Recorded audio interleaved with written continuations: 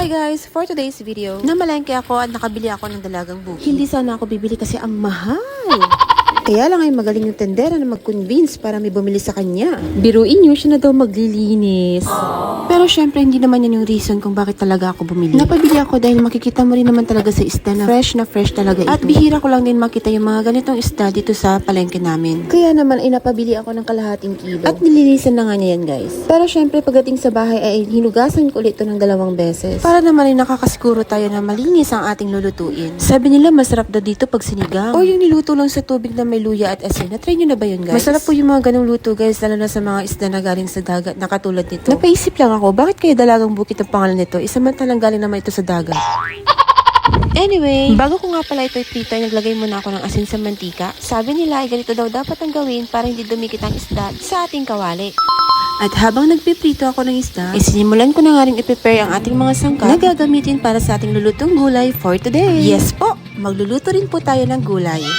Dahil perfect ito sa ating pinipritong dalagang bukid. Naghiwa nga lang ako ng bawang at sibuyas at dinikdik ko lang yung luya. Dahil hindi rin naman natin igigisa ito guys. Sunod ko na nga rin tinanggalan ng dahon ng saluyot habang di pa tapos yung piniprito nating isda. Hinugasan ko nga lang ito ng maigi. O diba? Para mawala yung mga unwanted ingredients. At sunod ko na rin yung bulaklak ng kalabasa na kung tawagin namin dito sa Pangasinan ay burak. Sa lugar nyo po, ano pong tawag dito? Pa-comment naman guys. Dahil nanonood ka pa rin sa puntong ito, baka pwedeng malaman kung taga saan ka at kung anong ginagawa mo. Malay natin, baka nagluluto ka rin So ito na nga, hinugasan ko lang ng maigi yung burak. At sakto, tapos na rin tayo magprito ng isda. Kaya isunod naman natin ang gulay. Sa kaserola, naglagay lang ako ng 2 cups of water at hinulog ko na kaagad ang mga sangkap na bawang sibuyas at luya at pinakuluan ko lamang ang mga ito. Pagkatapos naglagay na ako ng konting bagoong, yung tama lang sa dami ng tubig na nilagay natin. Para sa akin ay mas okay yung konti mo na ilalagay dahil pwede naman natin i-adjust yung lasa niya mamaya. Naglagay nga rin pala ako ng kalahating pork cubes at konting betchin or MSG.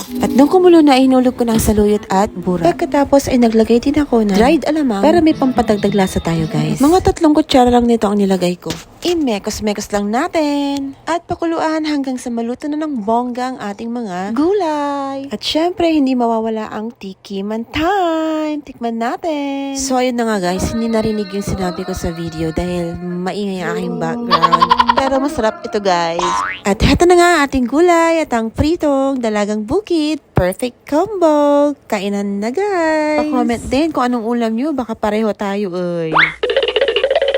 The saluyot is so yummy. And Let's eat. Let's eat guys. Kain po tayo. Nabawasan na ng anak ko. Naaraman ba yung fish?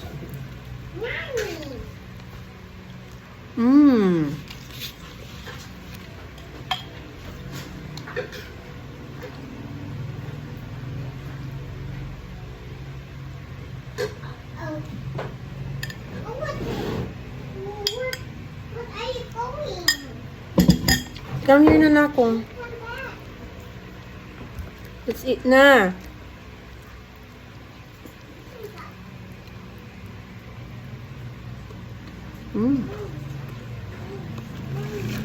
Anak, kumakain ka diba? Tayo masarap yung ulam anak. It's so yummy. And then after you eat, you're gonna eat. You're gonna eat.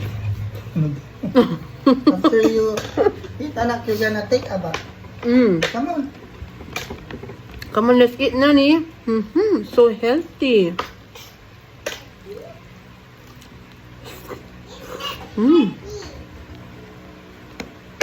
Come on. Come on, you eat. Yes, it May is. maraming ano dyan, cockroach. It's fish and vegetable.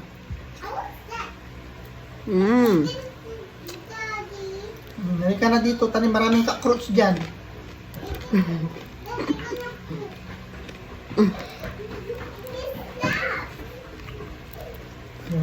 Ang tatak-tanong.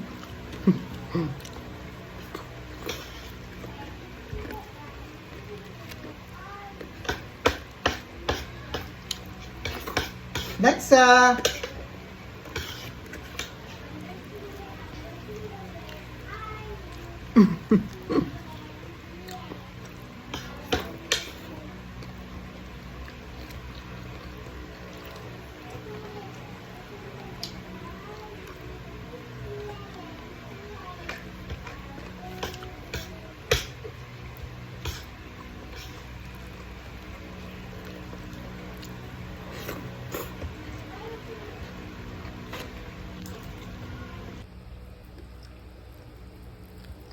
Nexa. Come on. Hmm.